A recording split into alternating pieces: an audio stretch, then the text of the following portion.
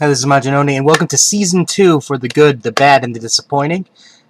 First up is The Good, and it is Dead Rising number 3. No, I'm just kidding. No way that'd ever be on The Good. The Good is Infinity Part 6 of 6. Now, even though I'm really labeling this as The Good, there was actually some other goods in here, but I thought, in terms of a conclusion, the Infinity was very satisfying.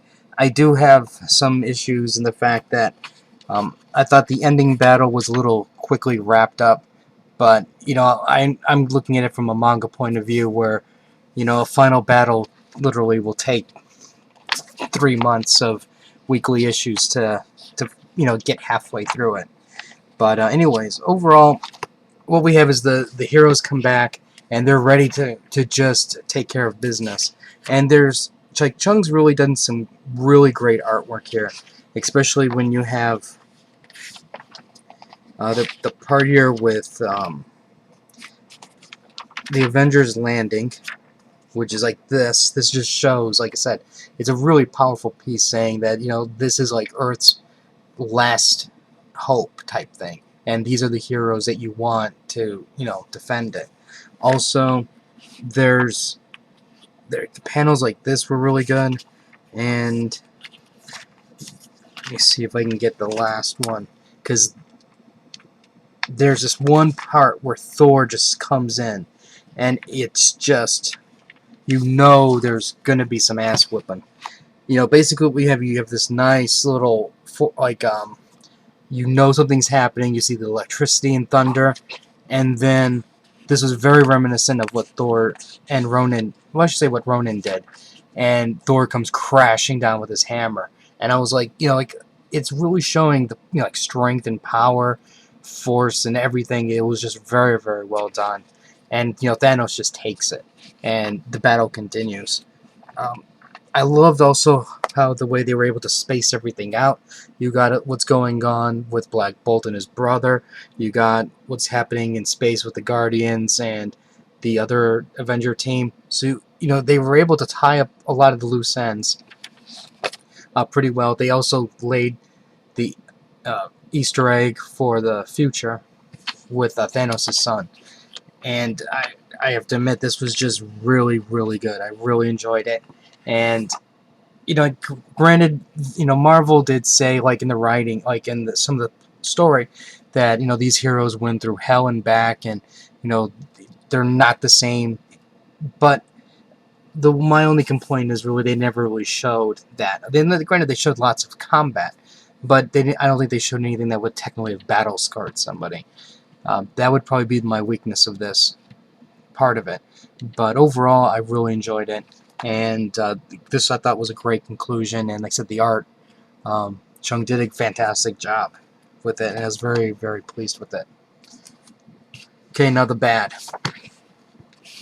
The reason why this is bad is because Galactus did not eat the X-Men.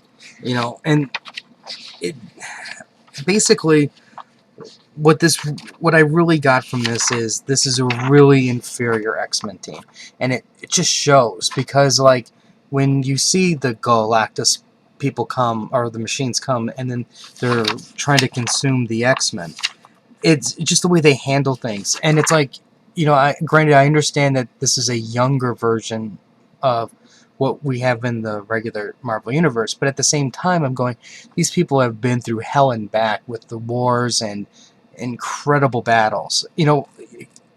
That like they technically would have been really great, but because the writing has been so weak, the stories have not really been entertaining. But regardless, it just that they had they've gone through a lot, and just for them to just get you just see them just get taken out for the most part really quick and easy, and it's kind of like it just kind of made me just go, just die already. I don't want any of these characters around any longer. They're an insult compared to to what their counterparts are. And if you're going to create a new mutant team, just create a bunch of new mutant characters and let's run with that, because this is just really bad, and it's a colossal disappointment. Actually, not disappointment, just colossally bad. The disappointment, though, is Indestructible Hulk. Now, don't get me wrong, in that there's actually some really good parts to this book here.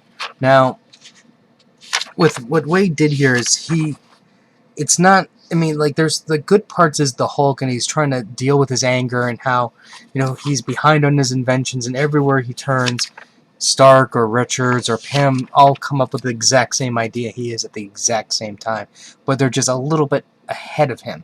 And you can see his anger, and then his lab assistant, he just calms him down with gum. And I thought that was like a really interesting way of handling his anger, and it just gave it a different side of this whole story. That, because Hulk is typically Hulk. Point the Hulk and he smashes.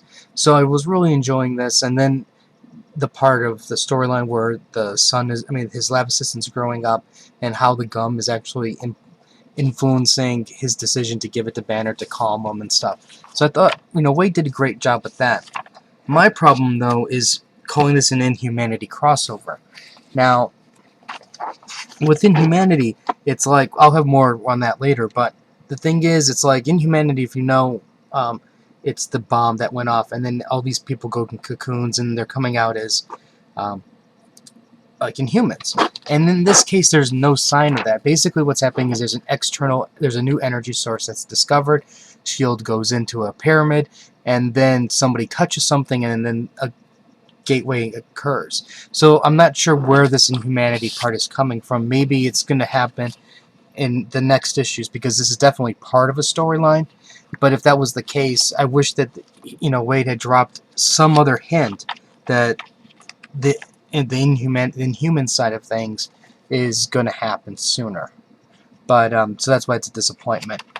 Um, I'm going to give you my warning, and I'll remind you guys in other videos. Be very careful with these crossovers. In some cases, now this is no reflection to this, but if you remember back in the Infinity crossovers, some of them are made absolutely no sense. So do your homework. Don't buy anything unnecessary, and be careful what you buy. I'm normally buying the Hulk anyway, so that's why I bought this one. So I didn't feel like I was technically gypped out of the $4. So anyways, if you have any comment, let me give you some codes, because I know that's what you guys are probably really looking for.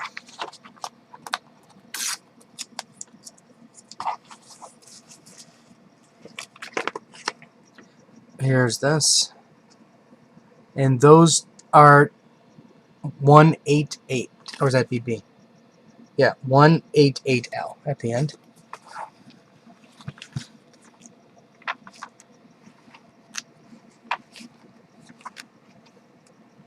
And let's get you a,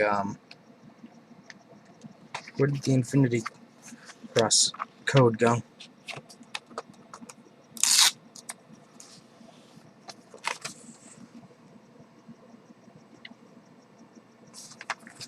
And here's the Hulk.